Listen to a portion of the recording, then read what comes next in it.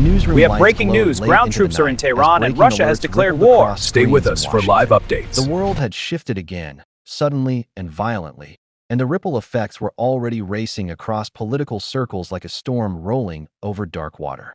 Reports poured in that Russia had officially escalated its military involvement Trump is losing in in a his rapidly Russia full of expanding war. This is a conflict, disaster, and the folks. consequences We have to were talk about the immediate. implications of In this media escalation. studios, government offices, and private war rooms, the atmosphere thickened with tension. At the center of the storm sat Donald Trump.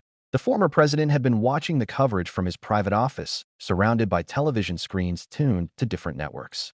One moment showed maps filled with Breaking red news, arrows Russia is and providing flashing Iran with borders. intelligence to Another target showed U.S. forces analysts in the Middle speaking East. The urgently Washington Post about reports this is a major alliances, escalation. sanctions, and the possibility of a wider war.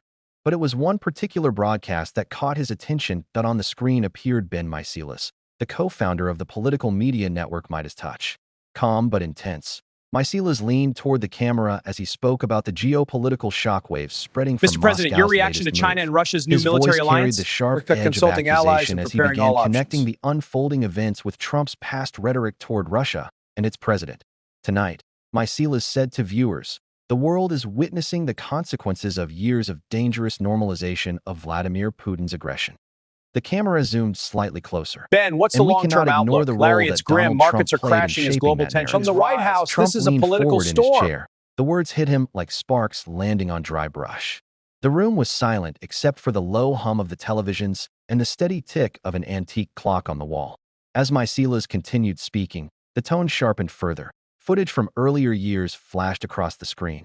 Clips of Trump speaking about Russia. Breaking news. praising New its intelligence leadership reveals a at major times, escalation dismissing with direct concerns military about losses, how. evaluating Then the all segment options and will cut not back tolerate to aggression. Mycilas, who delivered the line that finally snapped something inside the former president. "This moment," he said, "is forcing America to confront whether Trump's approach to Russia empowered the very aggression we are seeing now." Trump's face hardened. Within seconds, he was on his feet, pacing across the room. The tension that had been building for days, weeks even, suddenly boiled over. Advisors nearby exchanged This is uneasy insane. glances. Trump is losing They had it as seen Russia this enters the before. war. The He's moment completely when unraveling. criticism We have to hold him pierced through accountable Trump's now. armor and triggered a reaction that moved faster than strategy. He grabbed the remote and muted the television. But the silence didn't calm him. Instead, it amplified the anger. "This is unbelievable," Trump said, his voice rising. "These people, these media people, they blame me for everything." This is a great day One for advisor peace. tried to We have interject reached a carefully, ceasefire suggesting agreement. they prepare This a ends the formal statement conflict. about the war escalation. But Trump wasn't interested in calm messaging.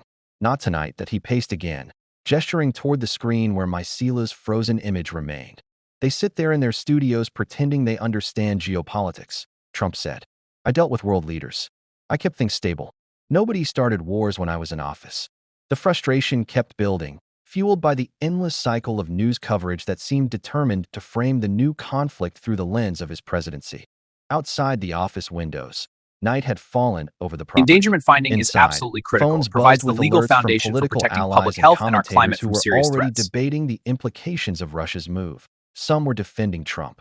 Others were attacking him. But the loudest voices on television seemed to belong to critics like Ben Mycilas, whose commentary was spreading quickly across social media. Trump's advisors knew what came next. When Trump felt cornered publicly, he didn't retreat, that he fought back. Within minutes, he was dictating responses, firing off messages, and preparing to push back against what he saw as a coordinated media narrative. "This is a disgrace," he said, shaking his head.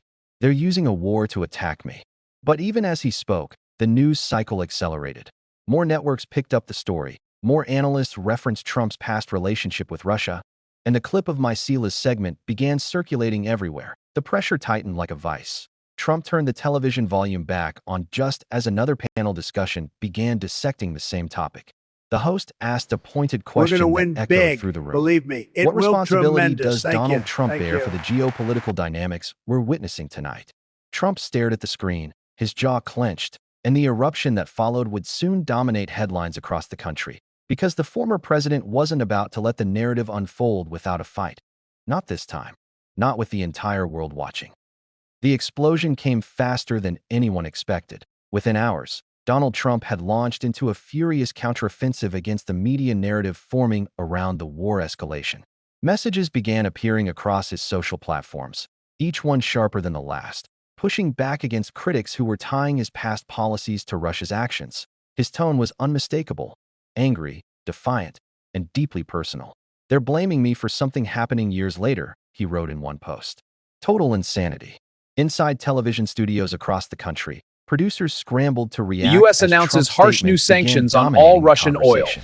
Trump Channels loses shifted their it as focus Russia from enters military war. developments overseas to the political firestorm unfolding at home.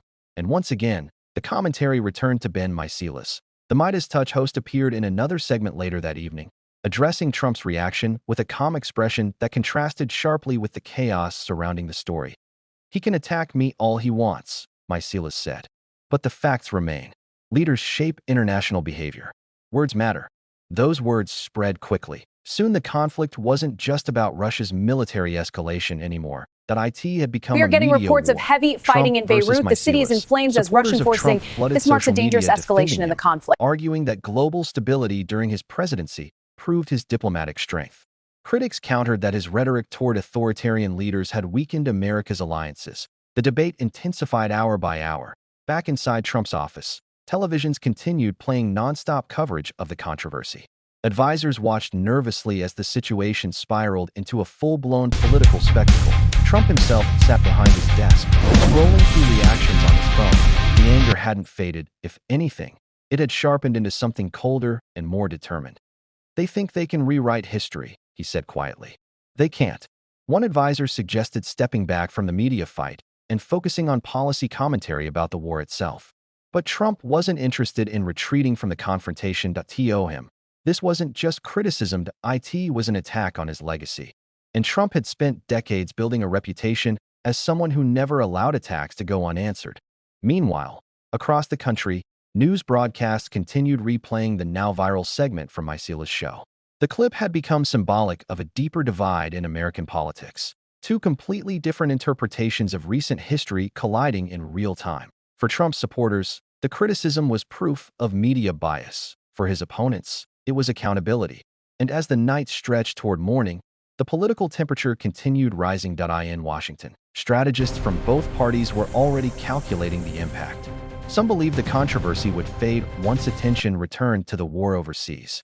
Others predicted it would become another defining chapter in the long-running political saga surrounding Trump. What no one could deny was the spectacle itself that a geopolitical crisis unfolding thousands of miles away had ignited a domestic political firestorm, pulling media figures, analysts, and political leaders into the same volatile orbit. By dawn, the story had become unavoidable. Headlines everywhere framed the moment the same way. Trump loses it as Russia enters the war, but behind the dramatic phrasing lay a deeper reality about modern politics, one where global conflicts and domestic rivalries collided constantly, amplified by television screens and viral clips. And in the center of it all stood Donald Trump, still fighting the narrative, still refusing to step quietly out of the spotlight. For better or worse, the battle over his legacy was far from over. In fact, as the sun rose over Washington and news anchors prepared their morning broadcasts, it felt as if the next chapter was only just beginning.